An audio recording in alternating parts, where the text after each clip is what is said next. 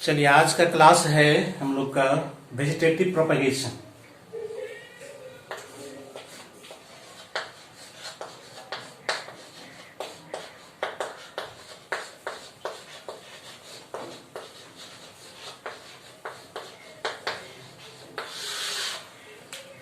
पिछले क्लास में हम लोग का अलैंगिक जनन हुआ था, तो अलैंगिक जनन का ही यह एक प्रकार है जो उच्च वर्गीय पौधों खासकर एंजियोस्पर्म में होता है।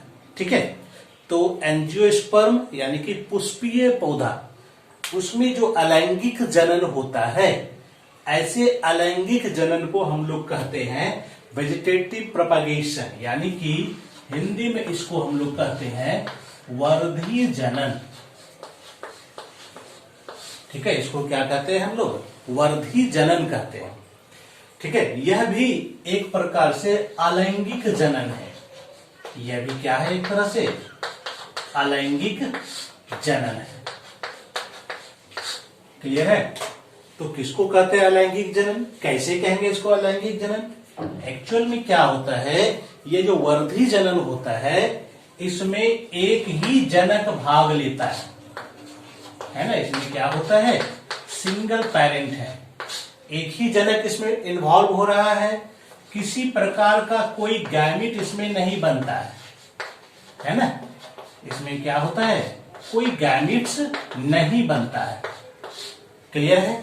इसके अलावे किसी प्रकार का कोई जाइगोट नहीं बनता है। ठीक है, और यह सब लक्षण किसका है? तो यह सब लक्षण है अलैंगिक जनन का, है ना। इसमें जो नया पौधा उत्पन्न होगा वह बिल्कुल अपने जनक के समान होता है। यानी जो नया पौधा उत्पन्न होगा अपने जनक के समान होता है। और जनक के समान किसमें होता है? तो अलैंगिक जनन में होता है। ठीक है, इसलिए हम लोग इस वर्धी जनन को अलैंगिक जनन कह सकते हैं। क्लियर है? तो वर्धी जनन क्या है? एक प्रकार का अलैंगिक जनन है। कैसे? तो कारण ये है। ओके, यहां तक आगे बढ़ते हैं। अब यह है कि जब यह अलैंगिक जनन है तो इसको हम लोग वर्धी जनन क्यों कहते हैं, है ना।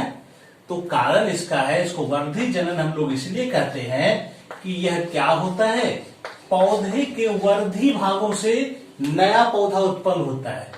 इसमें क्या होता है? पौधे के जो वर्धी भाग होते हैं, कौन है वर्धी भाग? जैसे कि रूट है, जिसको हम लोग कहते हैं जड़, है ना। स्टेम है यानी कि तना, लीफ है यानी कि पत्ती, है ना।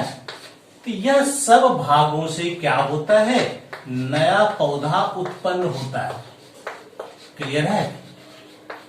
यानी कि इसमें प्रजनन में कौन भाग ले रहा है? तो पौधे का वर्धी भाग ले रहा है। इसलिए ऐसे अलैंगिक जनन को हम लोग कहते हैं वर्धी जनन, या अंग्रेजी में वेजिटेटिव प्रोपगेशन। ठीक है, क्लियर है यहां तक? तो यह वेजिटेटिव प्रोपगेशन जो होता है, दो तरह से हम इसको क्लासिफाई कर सकते हैं। एक तो होता है कि यह नेचुरल होगा। ठीक है, क्या होता है? ये वेजिटेटिव प्रोपगेशन नेचुरल होगा या फिर आर्टिफिशियल होगा। क्लियर है यहां तक? क्या कहते हैं इसको हम लोग? आर्टिफिशियल कहते हैं।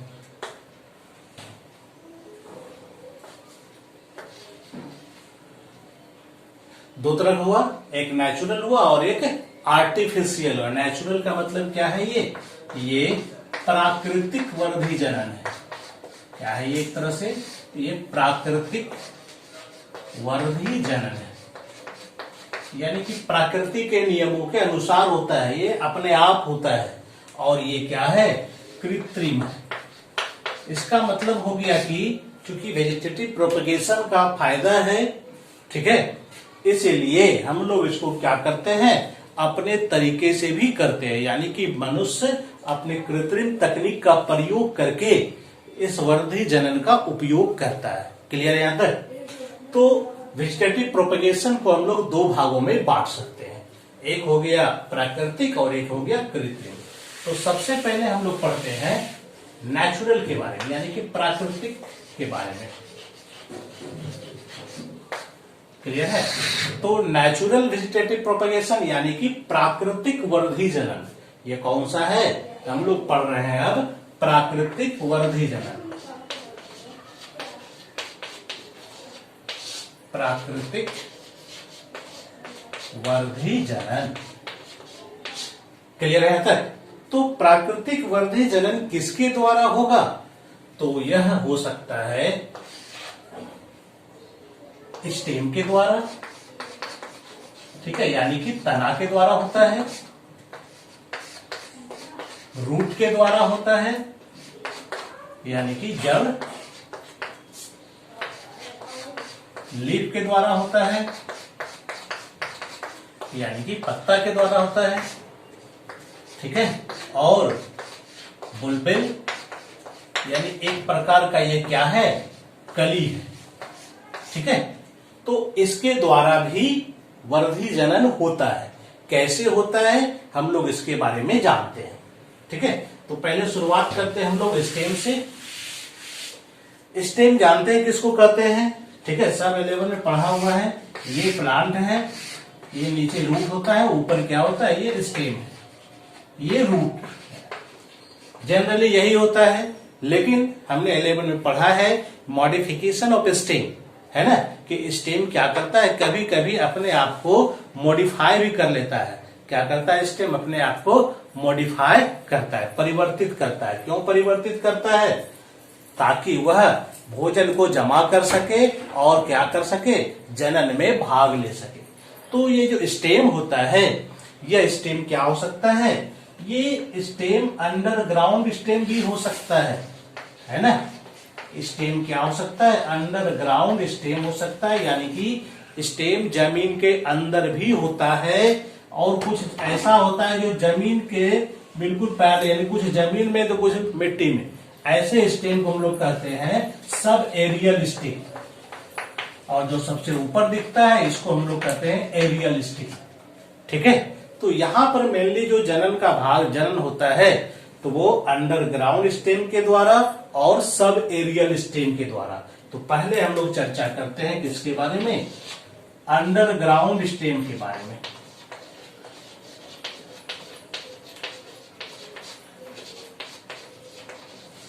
है ना, क्या होता है अंडरग्राउंड स्टेम?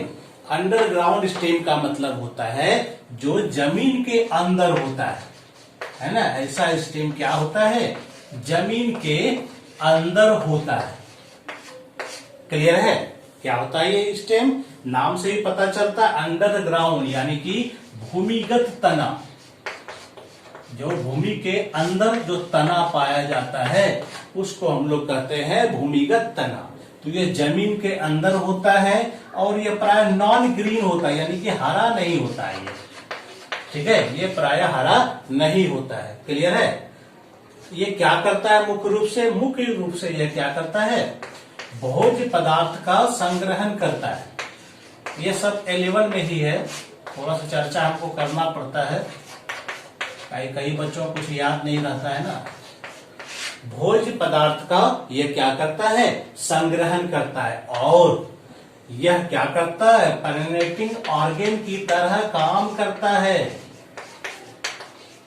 मतलब ये क्या करता है? नए पौधों को यह उत्पन्न करता है। ये क्या करता है? नए पौधे को यह उत्पन्न करता है। क्लियर है तक? तो अंडरग्राउंड स्टेम नए पौधे को उत्पन्न कर सकता है, इसकी कैपेसिटी इसके पास है। तो जो भी नया प्लांट उत्पन्न करता है एक्चुअल में उसके पास बड होता है। क्या होता है? बड। बड का मतलब क्या होता है? कली होता है, ठीक है, जो कि टर्मिनल बड हो सकता है या एक्सिलरी बड हो सकता है, यानी कि शीर्ष पर स्थित बड हो सकता है, या फिर साइड में जिसको हम लोग कह सकते हैं पार्श्व बड, ठीक है। तो उसमें फूड स्टोर रहता है उस बड में, उसी के कारण वह वहां पर से नए पौधे को उत्पन्न कर सकता है। क्लियर है? तो यह बात हमेशा दिमाग में रखना है कि बड रहेगा तभी नया पौधा उत्पन्न हो सकता है। क्लियर है? तो आगे बढ़ते हैं।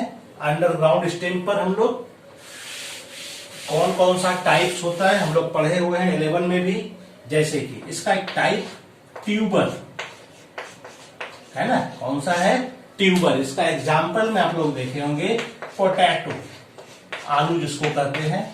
तो इसमें आप देखेंगे ये अगर आलू है तो आलू में भी क्योंकि जो भी तना होता है ना, जो तना होता है, तना की पहचान क्या है? कैसे कहेंगे कोई तना है? तो तना की पहचान ये है कि उसमें क्या होता है, उसमें नोड और इंटरनोड होता है। क्या होता है? नोड एंड इंटरनोड होता है, यानी कि पर्व और पर्व संधि। जैसे कि ये तना है तो यहां पर से ब्रांच निकला, तो जहां पर से निकला ब्रांच ना, इसको हम लोग क्या कहते हैं? नोड कहते हैं। ये क्या है? ये है नोड है। और दो नोड के बीच की जो दूरी है इसको हम लोग क्या कहते हैं? इंटरनोड कहते हैं। तो कोई भी स्टेम हो, ठीक है, उस पर नोड और इंटरनोड पाया जाता है। क्लियर है? कोई भी स्टेम हो उस पर क्या होगा? नोड भी होगा और इंटरनोड भी होगा। क्लियर है? ये मुख्य लक्षण है। इसके अलावे भी तना पर क्या हो सकता है? लीफ हो सकता है। क्या हो सकता है? लीफ हो सकता है ना? क्या हो सकता है इस पर? लीफ, यानी कि पत्ती हो सकता है। तो कम से कम 2-3 लक्षण तो स्पष्ट है कि तना में होना चाहिए, तभी हम उसको तना कह सकते हैं, है ना? क्या हो सकता है कि नोड होगा, इंटरनोड होगा, लीफ होगा, बड होगा। यह कहिए तना का मुख्य लक्षण है। अगर यह मौजूद है तो इसका मतलब वह तना है ना? तो पोटैटो क्या है? तो पोटैटो यानी आलू, अब यह नहीं बोल देना ये जमीन के अंदर होता है तो यह जड़ होता है, ऐसा नहीं है ना? तना जमीन के अंदर, आलू जो है पोटैटो जमीन के अंदर होने के बावजूद भी यह तना है, यह स्टेम है।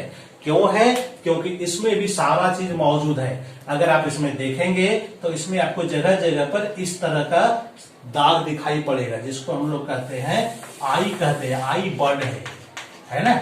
यानी एक तरह से ये क्या है? नोड है। क्या है ये? नोड है। इनके बीच का जो जगह होता है यह इंटरनोड हो जाता है। ठीक है? ये क्या हो जाता है? इंटरनोड हो जाता है। क्लियर है? और इसी के पास आपको जब नया आलू रहता है ना, तो उसमें आपको बहुत सारा स्केली लीफ दिखता है ना? तो ये सब इसमें पाया जाता है, इसीलिए ये पोटैटो क्या है? पोटैटो स्टेम है। क्लियर है? पोटैटो क्या होगा? स्टेम। जब फेवरेबल कंडीशन मिलेगा तो इसी नोड पर से जो बड है, आई है जिसको कहते हैं, यहीं पर से न्यू प्लांट क्या होगा? जर्मिनेट होता है। यहीं से नया पौधा निकलता है। ठीक है? एक ही पोटैटो से कई प्लांट निकल सकते हैं, है ना? तो ये क्या हो गया? एक तरह से अंडरग्राउंड स्टेम हो गया, है ना? तो इसका पहला टाइप हमने बताया ट्यूबर के बारे में। क्लियर है यहां तक? दूसरा बताते हैं। नंबर 2 आएगा राइजोम के बारे में। थोड़ा राइजोम के बारे में जान लीजिए। राइजोम क्या होता है? तो राइजोम भी एक प्रकार का स्टेम है, अंडरग्राउंड स्टेम है ये भी, है ना? जो क्या होता है? जमीन के समानांतर ग्रो करता है। तो जो भी प्रायः जमीन के समानांतर वृद्धि करेगा, ठीक है, वह स्टेम कहलाता है, राइजोम कहलाता है। ये बात याद रखना है ना? जो तना जमीन के समानांतर वृद्धि करता है उसको हम लोग क्या कहते हैं? राइजोम स्टेम कहते हैं। जैसे कि एग्जाम्पल में आप देख सकते हैं जिंजर, ठीक है? जिंजर यानी कि आदि। ये है बनाना, केला, है ना? ये आपने देखा होगा। ये इसका जो स्टेम होता है ना, इसको हम लोग कहते हैं राइजोम कहते हैं। क्यों कहते हैं राइजोम? क्योंकि ये जमीन के समानांतर ग्रो करता है ना? ये क्या होता है? जमीन के समानांतर ग्रो करता है।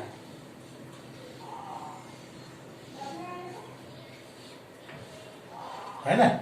एक तरह से ये स्टेम है, इसमें आप देखेंगे साइड में भी बड होता है, टर्मिनल बड भी होता है ना, ये सब एक्सिलरी बड है। और ये टर्मिनल बड होता है इसमें, ठीक है। सब तरह का मतलब जो भी है बड है। और इसमें आप देखते होंगे इस तरह से नोड बना हुआ रहता है ना। इस पर आपको लीफ भी मिल जाएगा। क्या होगा, इस पर आपको लीफ भी मिलेगा, नोड भी मिलेगा, इंटरनोड भी मिलेगा, सब कुछ मिलेगा। और जब फेवरेबल कंडीशन आएगा तो यहां से क्या होगा, इस न्यू प्लांट ऑरिजिनेट होगा, यानी कि नया पौधा जन्म लेता है। क्लियर है। तो ये राइजोम में इसी तरह से नया पौधा जन्म लेता है। क्लियर है। तो हो गया ये वर्धी जनन, चूंकि तने से नया पौधा उत्पन्न हो रहा है, इसलिए यह भी क्या हो गया, एक प्रकार से वर्धी जनन यानी कि अलैंगिक जनन हुआ। तो ये हुआ राइजोम के बारे में। तीसरा इसका टाइप हम लेके चलते हैं बल्ब, है ना। तो इसका शेप बल्ब की तरह होता है, जैसे ये देख लेते हैं।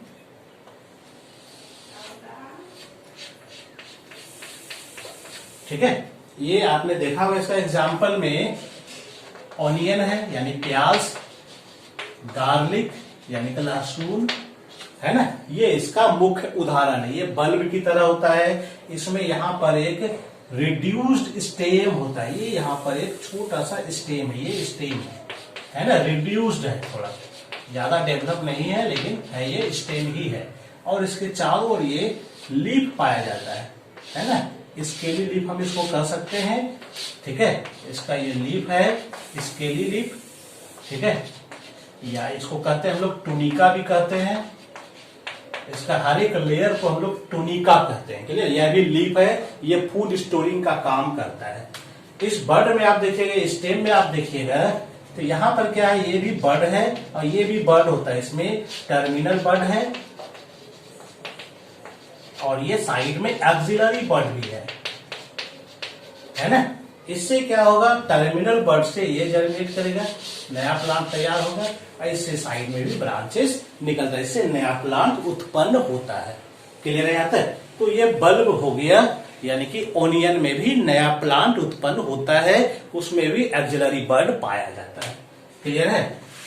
आगे आते हैं नंबर 4 में चलते हैं। चौथा टाइप इसका अंडरग्राउंड स्टेम का, जिसको हम लोग कहते हैं कॉर्म, है ना। कॉर्म का एग्जाम्पल आप देख लीजिए, कोलोकेशिया है ना। कोलोकेशिया है ना। इसमें क्या होता है, जो इसका मेन स्टेम होता है ना, ये अंदर में ज्यादा फूल करके स्वॉलन बड़ा हो जाता है। ठीक है। क्लियर है। ये क्या होता है, बड़ा हो जाता है। इसी बल्ब के तरह ही होता है, लेकिन इसका स्टेम ज्यादा बड़ा हो गया, है ना। उसमें स्टेम रिड्यूस था, इसमें स्टेम क्या है, थोड़ा ज्यादा स्वॉलन हो गया।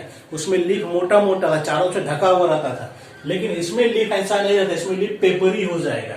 इसमें क्या होगा, ये लीफ जो होता है ये पेपरी टाइप का पतला ऐसा लीफ इसमें मौजूद रहेगा, है ना। यहाँ पर टर्मिनल बढ़ रहेगा, जिससे कि ये प्लांट अपना जर्मिनेट करेगा। और साइड में क्या होगा, इसका ये एक्सिलरी बर्ड होगा, है ना। जैसे उसमें टर्मिनल बर्ड और एक्सिलरी बर्ड था, वहीं से इसमें भी नया प्लांट उत्पन्न होगा। क्लियर है। तो ये 4 तरह का अंडरग्राउंड स्टेम हुआ।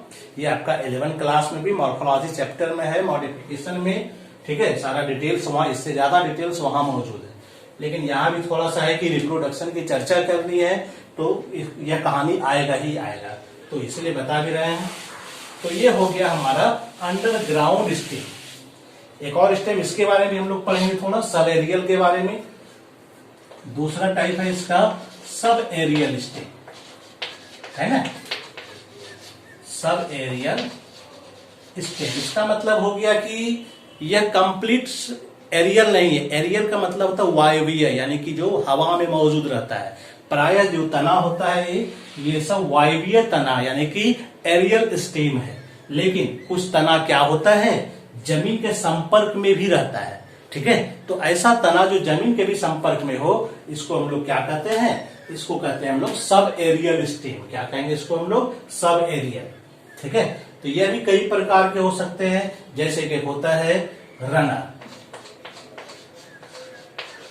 है ना, कौन सा है, रनर स्टेम है। रनर क्या होता है, तो रनर स्टेम में क्या होता है, जैसे इसका एग्जांपल अगर हम ले तो ग्रास है, ऑक्जेलिस है ना, यह सब रनर में आता है। क्या होता है इसमें अगर ये मान लेते हैं सॉइल है, यहां पर कोई प्लांट है ग्रास का, ठीक है, तो इसमें एक्चुअल में क्या होता है, इसका जो एक्सिलरी बड है यहां से एक ब्रांचेस निकलेगा, है ना, और ये इसके टिप्स पर एक्सिलरी बर्ड है। क्या है यहां पर, एक एक्सिलरी बर्ड है ना, और ये एक्सिलरी ब्रांच हो गया, साइड का ब्रांच जो एक्सेस से निकलता है उसको एक्सिलरी ब्रांच कहते हैं, या बर्ड को एक्सिलरी बर्ड कहते हैं, ठीक है। तो यहां पर जैसे ही यह बर्ड सॉइल के संपर्क में आएगा तो यहां पर से रूटिंग होगा और यहां पर लीफ निकलना शुरू हो जाएगा। फिर इसी तरह से ये फिर यहां पर से फिर एक एक्सिलरी ब्रांच निकलेगा और इसका टर्मिनल पार्ट जैसे ही सॉइल के संपर्क में आएगा तो ये फिर से यहाँ पर न्यू प्लांट ग्रो करेगा, है ना। तो इसको हम लोग कहते हैं रनर। तो ऐसा आप देख सकते हैं, घास में देख सकते हैं, कभी घास को अगर अलगा के देखिएगा निकाल करके तो सारा प्लांट एक दूसरे से कनेक्टेड होगा, है ना। तो एक्चुअली वो रनर टाइप का है, तो इसी तरह से रहता है, सब अपने पैरेंट्स से अलग जुटा हुआ होता है। ये अलग भी हो जाएगा तो भी ये प्लांट इंडिपेंडेंटली ग्रो करेगा, ठीक है, क्योंकि इसका अपना रूट मौजूद है। ओके, यहां तक तो ये हुआ रनर हुआ, क्लियर है। इसी तरह से रनर के बाद आता है जैसे नंबर 2 बताते हैं स्टोलोन, है ना। स्टोलोन का एग्जांपल क्राइसैंथेमम, है ना, जो आप देखते हैं गुलदाउदी में जाड़े दिन में फूल खिलता है ना, व्हाइट येलो टाइप का गुलदाउदी, इसमें ऐसा होता है यह भी बिल्कुल रनर की तरह ही है, यह भी क्या है, रनर की तरह ही है, ठीक है। लेकिन इसमें होता क्या है, यहां जो एक्सिलरी बर्ड से जो एक्सिलरी ब्रांच निकला है ये एक आर्क बनाते हुए सॉइल के संपर्क में आएगा और यहां रूटिंग होगा, ये प्लांट निकलेगा, है ना। फिर जो अगला ब्रांच निकलेगा यहां से एक्सिलरी ब्रांच, ये भी क्या होगा, इस तरह से आर्क बनाएगा। तो इसमें का मेन खूबी क्या होता है, ये आर्क इसमें पाया जाता है, ठीक है। ये अर्धवृत्ताकार ये इसका जो एक्सिलरी ब्रांच होता है ये बनता है, इसी को हम लोग कहते हैं स्टोलोन। तो इसमें स्टोलोन के द्वारा नया प्लांट प्रोड्यूस हो रहा है, तो ये हो गया स्टोलोन टाइप का, क्लियर है। तो दोनों में कोई विशेष अंतर नहीं है, रनर और स्टोलोन में बस थोड़ा सा अंतर है, क्लियर है यहां तक। तो ये हो गया स्टोलोन हो गया। इसके बाद बारी आती है हमारे पास थर्ड नंबर जो आएगा बारी, ठीक है, रनर के बाद ये आता है सकर, नंबर 3 सकर। जैसे कि इसका एग्जांपल आएगा मिंट, है ना। तो मेन बातें जो याद रखने वाली बातें हैं, ये है सॉइल लेयर, ये कोई प्लांट है, ठीक है, मिंट का ही मान लेते हैं।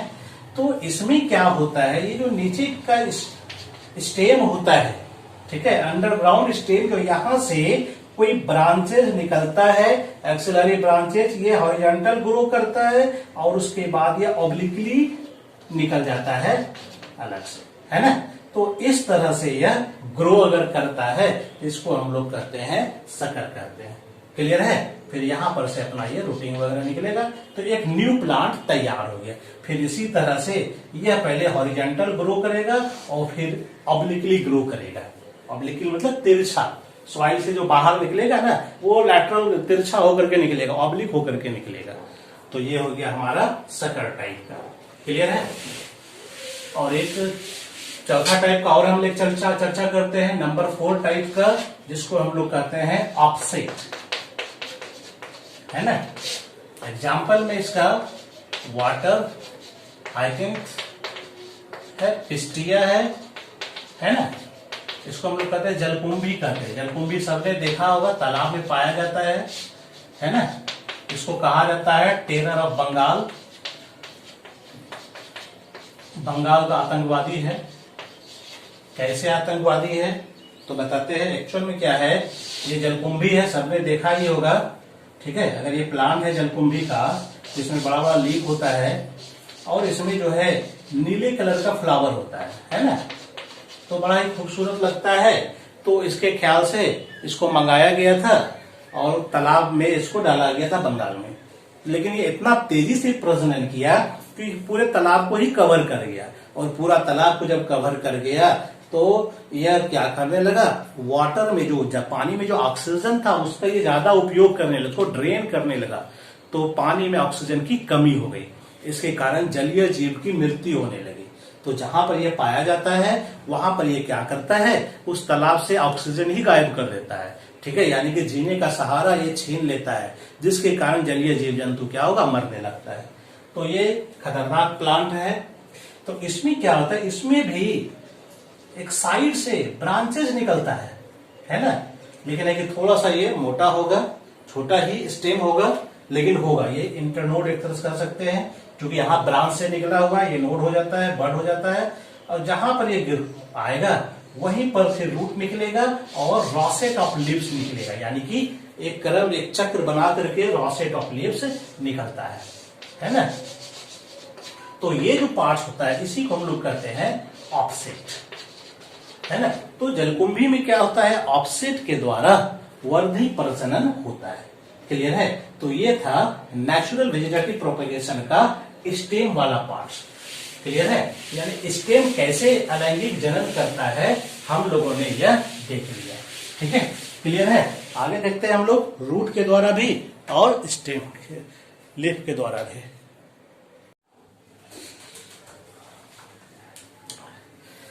तो चलिए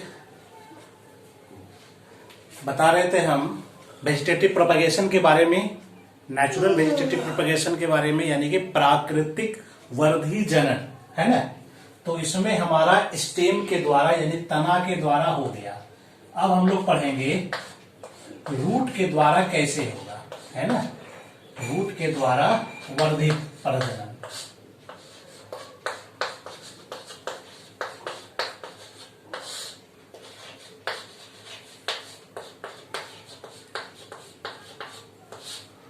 क्लियर है। तो देखते हैं कैसे होता है रूट के द्वारा प्राकृतिक वर्धी जनन। तो कुछ प्लांट ऐसे होते हैं जैसे कि डहलिया का प्लांट है, स्वीट पोटैटो है ना। यह सब प्लांट में क्या होता है, इसका जो रूट है यानी जो जड़ है वह फूल जाता है ना। यह फूल करके क्या करता है, कुछ अपस्थानिक कलिकाएं उत्पन्न करता है ना। क्या करता है, ये कुछ अपस्थानिक कलिकाएं यह उत्पन्न करता है। क्लियर है, यानी इसका जो जड़ है वो जमीन के अंदर क्या होगा, इसका कुछ भाग फूल जाएगा और वहां पर क्या होगा, कुछ कलिकाएं उत्पन्न होंगी। इसी कलिका से नया पौधा उत्पन्न होगा। ठीक है, जो मुख्य पौधा से अलग रहेगा, है ना। ये कलिकाएं क्या होगा, उस रूट से अलग हो जाएगा और वह वृद्धि करके नया पौधा तैयार करेगा। तो ये रूट के द्वारा वर्धी जनन होता है। क्लियर है। आते हैं लीफ के द्वारा, पत्ती के द्वारा भी वर्धी जनन होता है ना। पत्ती के द्वारा भी क्या होगा, वर्धी जनन होता है। कैसे होगा, किसमें होता है, तो एग्जाम्पल में आप लोग देखे होंगे ब्रायोफाइलम का प्लांट, जिसको आप पत्थर चूर कहा जाता है, ब्रायोफाइलम। ठीक है, एडियंटम, ये एक प्रकार का फर्न है। यह सब में क्या होता है, पत्ती के द्वारा वर्धी जनन होता है। ठीक है, अगर ये पत्ती है ब्रायोफाइलम का, तो इसका जो मार्जिनल पार्ट्स देख रहे हैं, किनारे वाला भाग, इस किनारे वाले भाग पर क्या होता है, बर्ड्स पाया जाता है, मार्जिनल बर्ड्स पाया जाता है, यानी कि कलिका पाई जाती है। ठीक है, और हम जानते हैं कलिका में क्या होता है, भोजन संग्रहित होता है। जैसे ही यह पत्ती जमीन पर गिरता है और इस कलिका को मिट्टी का संपर्क मिलता है, तो इसको अनुकूल परिस्थितियां प्राप्त हो जाती है और यहां पर ये क्या होगा, न्यू पौधा जो है, नया पौधा तैयार कर देगा। आई बात समझ में। तो यानी कि पत्ते से भी नया पौधा तैयार हो सकता है ना। तो चूंकि इसमें भी किसी प्रकार के दो जनक की आवश्यकता नहीं हुई है, तो एक तरह से यह भी अलैंगिक जनन है। क्लियर है। एक और टाइप बताता हूं, नंबर 4, बुलबिल द्वारा। कुछ प्लांट में बुलबिल के द्वारा भी वर्धी जनन होता है। क्या होता है यह बुलबिल? तो यह एक तरह से विशेष प्रकार का कली है ना।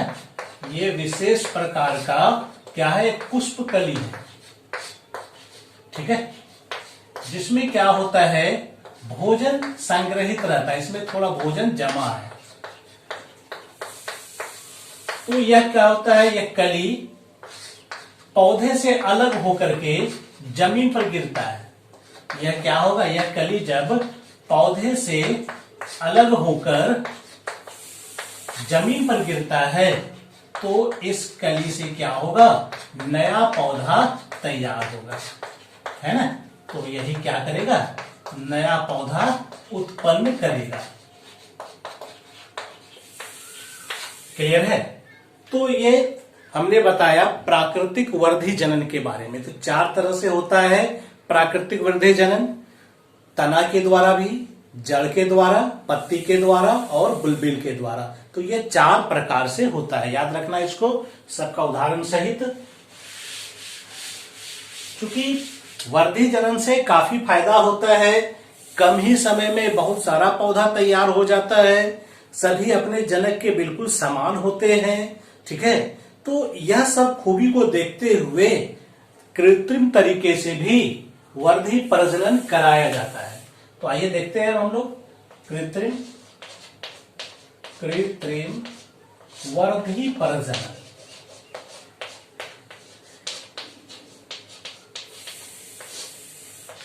ठीक है, तो इसमें क्या होता है कि कई तरीके से, यहां पर तरीका है। ठीक है, यहां पर भी रूट से, स्टेम से, लीफ से, सब तरह से होगा। लेकिन यहां पर है कि हमारे पास टेक्नोलॉजी होना चाहिए, टेक्निक होना चाहिए, ताकि हम यह करा सके। तो यहां पर हम लोग यह जानेंगे कि वह कौन सा टेक्निक है जिसके द्वारा यह कृत्रिम वर्धी प्रजनन कराया जाता है।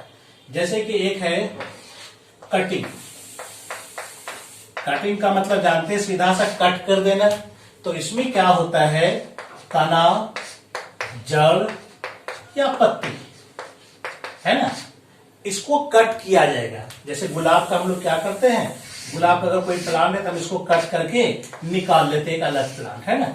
और फिर क्या करते हैं, इसके इंड को हम लोग, जो टुकड़ा है, इस पर हम लोग क्या करते हैं, कोई वृद्धि हार्मोन से इसको ट्रीट करते हैं, यानी इसमें वृद्धि हार्मोन का छिड़काव कर देते हैं। और उसके बाद हम इसको क्या करते हैं, उपयुक्त परिस्थिति में मिट्टी में लगा देते हैं। कुछ दिन के बाद इससे क्या होगा, नया जड़ उत्पन्न हो जाएगा, है ना। तो ऐसे ही जड़ के साथ, तना के साथ, पत्ता के साथ ऐसा करना पड़ता है। अगर ऐसा कर देंगे तो इससे क्या होगा, नया पौधा उत्पन्न हो जाएगा। क्लियर है। तो ये कटिंग मेथड हुआ। तो बहुत सारे लोग कटिंग के द्वारा नए पौधों को उत्पन्न करते हैं। रोज है, चाइना रोज है, और भी कई प्रकार के ऑर्नामेंटल प्लांट्स है जिसको लोग कट करके लगाता है। क्लियर है। सेकेंड मेथड आते हैं, इंपॉर्टेंट मेथड।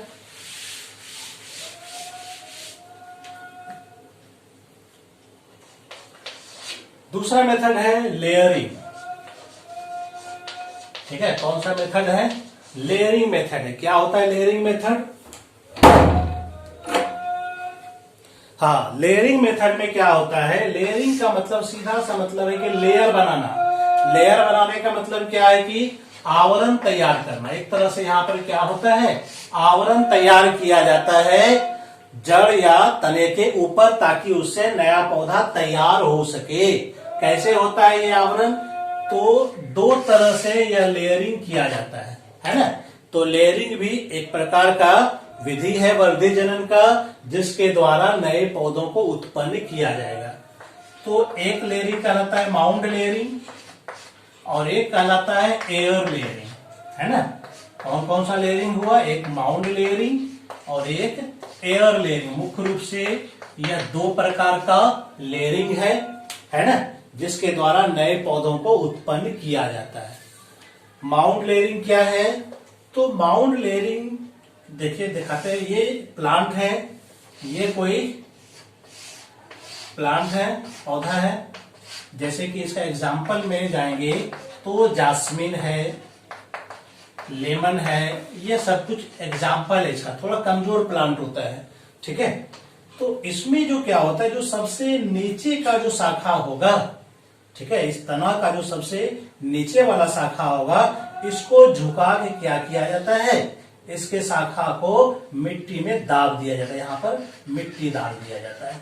तो थोड़ा कोशिश ये करना है कि यह जो जिस शाखा को हम लोग, शाखा के जिस भाग को हम मिट्टी से दबा रहे हैं, वहां पर बर्ड होना चाहिए, ठीक है। क्या होना चाहिए वहां पर, बर्ड होना चाहिए। बर्ड होने से क्या होगा, कुछ ही दिन में यहाँ पर क्या होगा, ये जड़ निकलना शुरू हो जाएगा, है ना, और ये एक स्वतंत्र पौधा के रूप में तैयार हो जाएगा। बाद में हम इसको यहाँ से कट भी कर देंगे तो यह एक स्वतंत्र पौधा के रूप में तैयार हो जाएगा।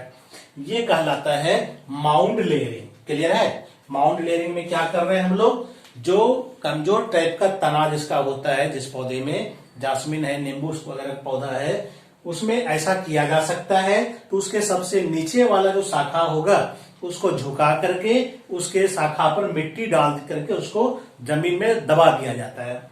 इससे क्या होगा, जो भाग जमीन में दबा हुआ है वहां पर क्या होगा, जड़ निकलना शुरू हो जाएगा।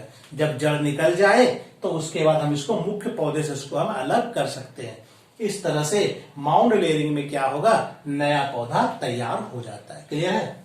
एयर लेयरिंग पर आते हैं। तो एयर लेयरिंग का मतलब क्या हुआ, थोड़ा सा मजबूत पौधा होना चाहिए, है ना। जैसे कि गाभा है ना, मैंगो है, यह सब प्लांट में एयर लेयरिंग किया जाता है, यानी कि हवा में किया जाएगा। जैसे ये कोई ब्रांच है, ये है प्लांट कोई। क्लियर है। अब हमको इससे एक नया पौधा तैयार करना है, इसका एयर लेयरिंग करेंगे। तो करने के लिए हमको क्या करना पड़ेगा, तो इसका जो ऊपर वाला बार्क होगा, जो छिलका होगा इसका, उस भाग को छील करके हटा दिया जाएगा, है ना। इतना दूर तक छील देंगे ताकि जो उसके ऊपर मृत उत्तक है, यानी मरा हुआ जो भाग है, जो छाल है इसका, उसको हमको हटा देना है ताकि इसमें जिंदा उत्तक दिखना शुरू हो जाए। इतना दूर तक इसको हमको साफ कर देना है। इसके बाद क्या करना है, इस पर हमको इस पर रूटिंग पाउडर डाल देंगे। रूटिंग पाउडर का मतलब वृद्धि हार्मोन, जैसे ऑक्सिन है ना, उसका हम इस पर छिड़काव कर देंगे। इसके बाद भींगा हुआ कॉटन लेंगे, ठीक है, और इसके ऊपर रख करके एक पन्नी डाल करके ट्रांसपेरेंट, और इसको हम क्या करेंगे, रस्से से बांध देंगे। क्लियर है। 2-3 महीने में ही हम देखेंगे कि इसी भाग से जड़ निकलना शुरू हो गया है। जब जड़ इसमें निकल जाता है अच्छी तरह से, तो इसको क्या किया जाएगा, मुख्य प्लांट से अलग करके इसको मिट्टी में स्थानांतरित कर दिया जाएगा। तो यह भी एक नए पौधे की तरह काम करेगा। क्लियर है। ये कहलाता है एयर लेयरिंग। क्लियर है। तो ये लेयरिंग का काम हो गया।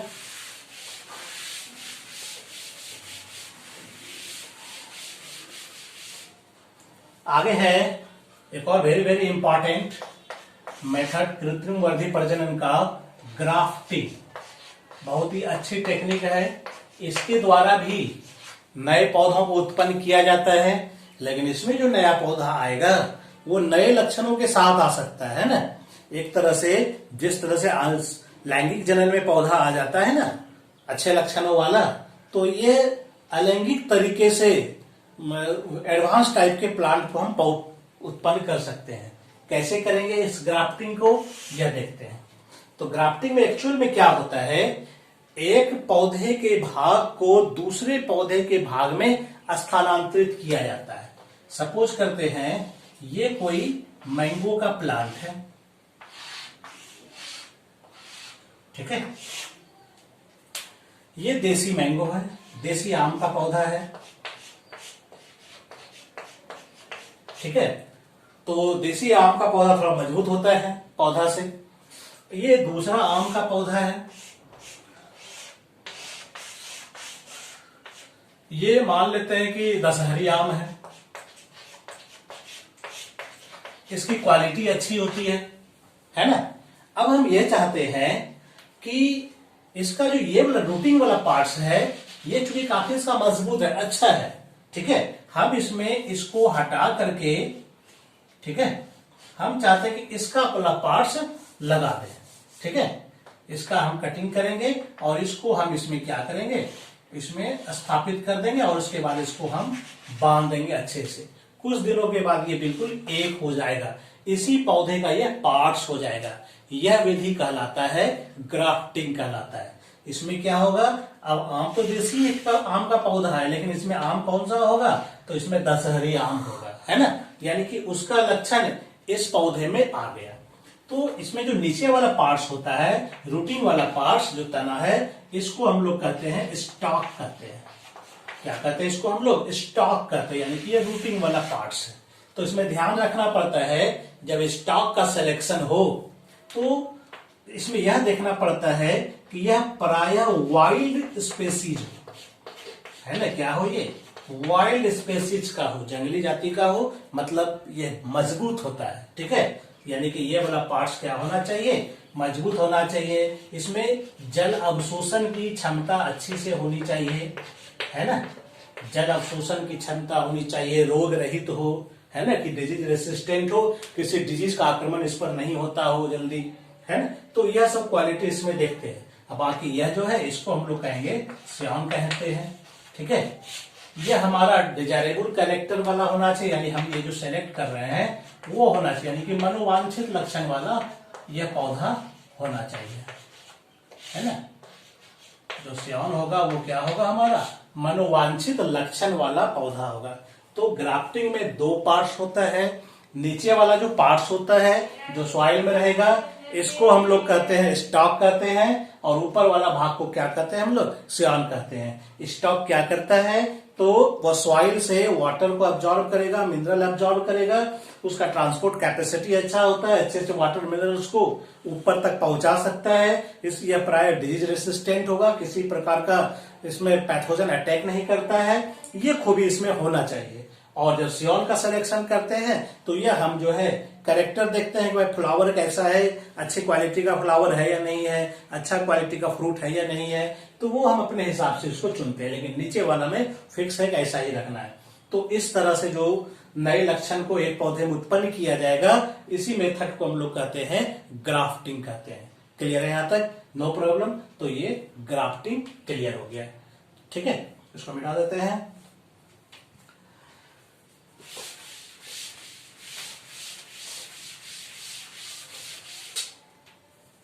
और मेथड हो सकता है, जैसे कि इसमें एक होता है माइक्रो प्रोपेगेशन, या फिर इसको हम लोग कह सकते हैं टिश्यू कल्चर, है ना। क्या होता है इसमें माइक्रो प्रोपेगेशन या टिश्यू कल्चर, इसमें क्या किया जाता है, किसी भी प्लांट से हम उसका थोड़ा सा टिश्यू निकालते हैं, है ना। क्या करते हैं, उस प्लांट से हम लोग टिश्यू निकालते हैं, किसी भी पेरेंट प्लांट से। तो टिश्यू निकालते समय यह ध्यान देना है कि वह भाग डिजीज वाला पार्ट्स नहीं हो, हेल्दी पार्ट्स हो। और ऐसा प्राय मेरिस्टेमेटिक टिश्यू में होता है। एपिकल मेरिस्टेम वाला जो पार्ट होगा वो डिजीज रेसिस्टेंट होता है, तो प्राय हम लोग एपिकल मेरिस्टेम वाले पार्ट से टिश्यू निकाल लेते हैं, यानी कि उत्तक निकाल लेते हैं। क्लियर है। तो इस उत्तक को निकाल करके हम लोग एक अलग पोषक माध्यम में इसको वृद्धि कराते हैं। ठीक है, तो वृद्धि कराएंगे तो ये एक संरचना बनाता है, एक अनियमित आकार का, जिसको हम लोग कहते हैं कैलस, है ना। जब कैलस बन जाता है तो फिर इसको अलग पोषक माध्यम में फिर ग्रो कराएंगे, यानी अलग पोषक माध्यम में इसकी हम लोग वृद्धि कराएंगे। तो वृद्धि कराएंगे तो ये बनाएगा छोटा छोटा जो पौधा तैयार करेगा, यंग प्लांटलेट्स तैयार होगा, है ना। इसको हम लोग मिट्टी में लगाएंगे तो वो फिर यह अच्छा पौधा के रूप में विकसित हो जाएगा। तो ये होता है माइक्रो प्रोपेगेशन। क्लियर है। तो इसमें बहुत कम समय में बहुत पौधा को तैयार किया जाता है, क्योंकि पौधे में टिश्यू की कमी नहीं होती, बहुत टिश्यू है, तो बहुत सारा हम टिश्यू लेकर के एक साथ बहुत सारा प्लांट का हम लोग कैलस तैयार कर सकते हैं, पौधा तैयार कर सकते हैं। ठीक है, तो एक तरह से हम यह देखते हैं कि वर्धी प्रजनन के बहुत सारे फायदे हैं। ठीक है, क्या क्या फायदा हो सकता है वर्धी प्रजनन से। तो वर्धी प्रजनन से फायदा ये हो सकता है कि बहुत कम समय में बहुत अधिक पौधों को एक साथ हम उत्पन्न कर सकते हैं, यह फायदा है। इसमें क्या होगा, जनक में जो लक्षण है हूबहू लक्षण को हम अगले पीढ़ी वाले पौधे में उत्पन्न कर सकते हैं, ये फायदा है। इस विधि द्वारा हम रोग रहित पौधा को उत्पन्न कर सकते हैं, यानी उसमें कोई रोग नहीं होगा, क्योंकि हम लोग स्वस्थ भाग का उपयोग करते हैं, है ना। इसी तरह से कई प्रकार के फायदे हैं। थोड़ा सा नुकसान भी है, तो नुकसान अगर है तो हमको सोच समझ के करना पड़ता है। नुकसान यही है कि अगर पेरेंट प्लांट की क्वालिटी खराब है तो हमको भी जो अगला पौधा मिलेगा वो खराब क्वालिटी का ही मिलेगा, वह वायुमंडल में सरवाइव नहीं कर सकेगा, है ना। जलवायु में क्या होगा, वो सरवाइव नहीं करेगा, यानी कि जीवित नहीं रहेगा, तो कोई फायदा नहीं है। तो ये कुछ नुकसान है, ठीक है, लेकिन है कि बाकायदा इसका फायदा ही फायदा है। इसलिए आज भी बड़े पैमाने पर पुष्पीय पौधों में वर्धी प्रजनन कराया जाता है।